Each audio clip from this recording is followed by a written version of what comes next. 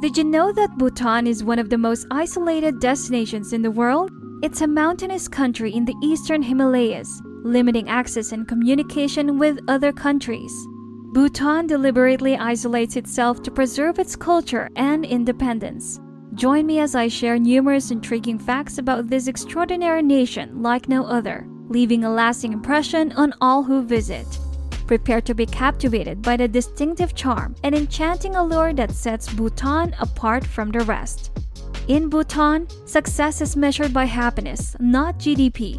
They value the well-being of their people and prioritize sustainable development, environmental conservation, cultural preservation, and good governance. They have a Minister of Happiness dedicated to promoting well-being. Material wealth is less important than spiritual wealth in Bhutan, making it a unique and culturally rich country.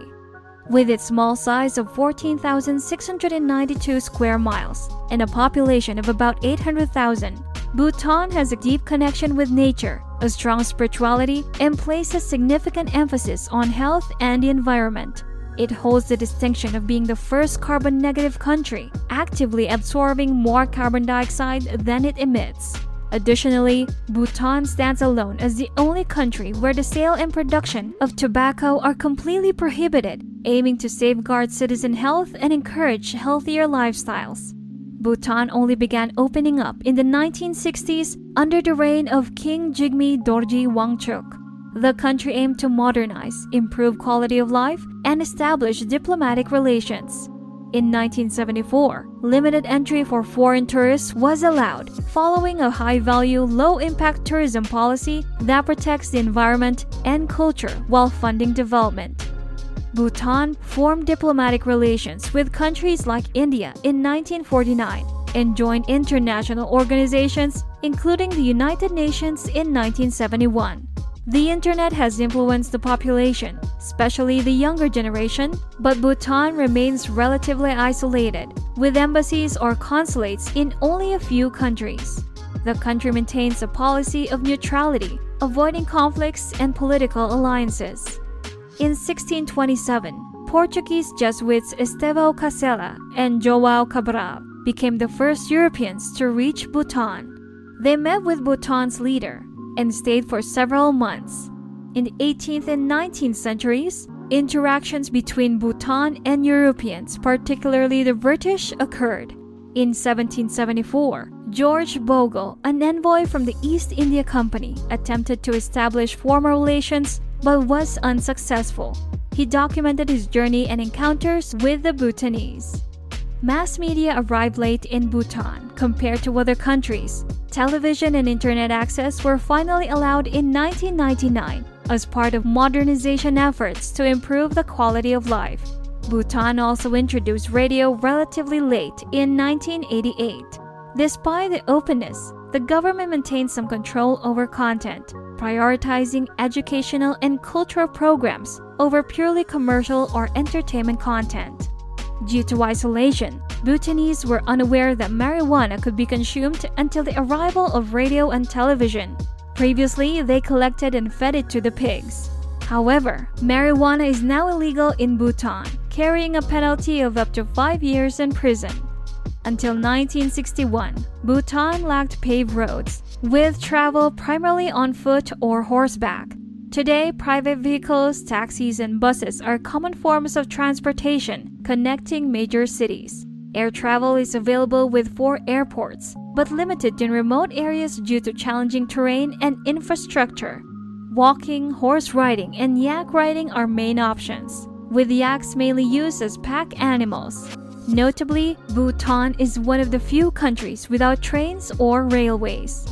The modern postal service in Bhutan began in 1962, replacing a basic messaging system that relied on foot messengers.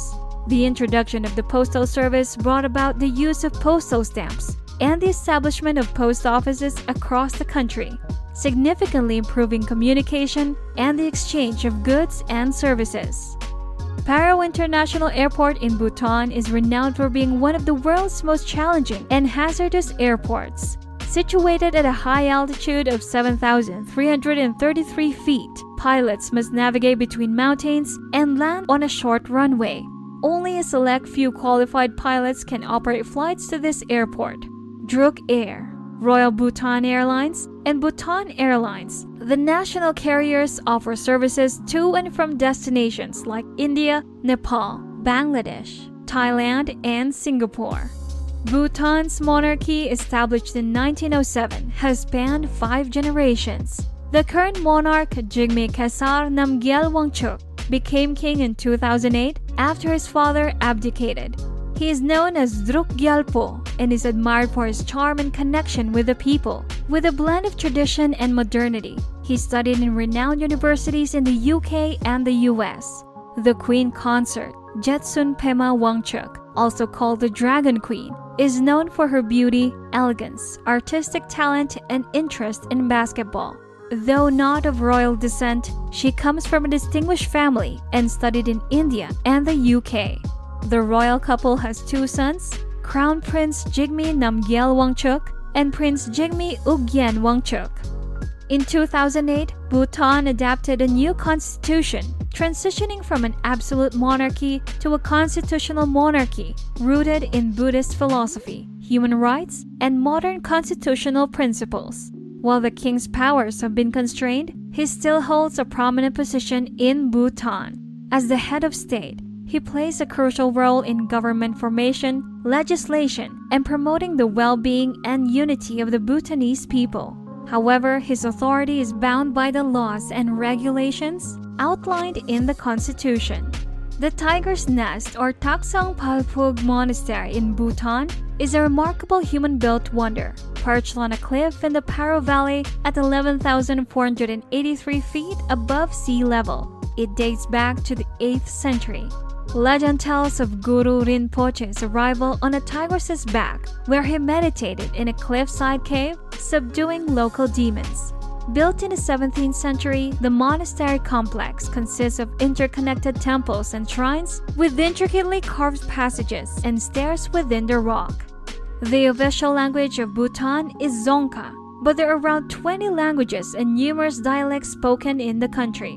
To greet someone, you say Kuzu Zangpula, ask how are you with Gaday Baizui, and express gratitude with Kadrin Cheila. Adding la at the end of words or expressions signifies politeness and formality. Bhutan has strict conservation policies and extensive protected areas, including national parks. The largest park, Wangchuk Centennial Park, spans 1,931 square miles. Bhutan's constitution mandates that at least 60% of its territory be forested, ensuring the preservation and protection of animal habitats and biodiversity. When traveling to Bhutan, remember to respect local customs, avoid playing loud music, ask for permission before taking photos, adhere to dress codes in religious places, and be mindful to the environment. Altitude sickness may occur, so consult a doctor beforehand. Entry from India is possible, but not from Tibet. Use the local currency or US dollars for purchases. And lastly, refrain from criticizing the royal family or discussing sensitive political topics. Bhutan is a captivating destination that enchants both the heart and soul. Nestled in the Himalayas, it unveils itself as a hidden spiritual sanctuary where the breathtaking natural landscapes harmonize with a peaceful way of existence that celebrates the joy found in life's simplest pleasures. If you enjoyed this video, make sure to leave a like and subscribe to our channel, Melik Travel, where travel and history meet.